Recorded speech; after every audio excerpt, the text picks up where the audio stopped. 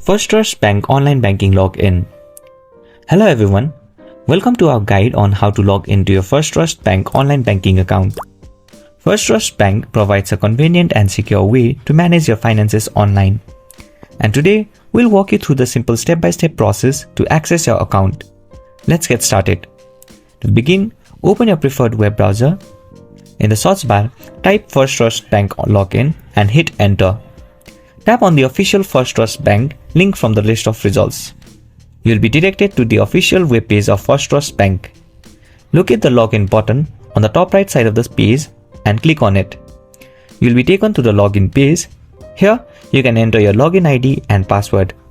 If you'd like the browser to remember your username for future logins, you can check right on Remember Your Username box.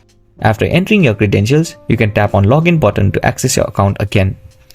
If you've forgotten your password, you can always click on Forgot Your Password link. That way you can recover or reset it. And there you have it.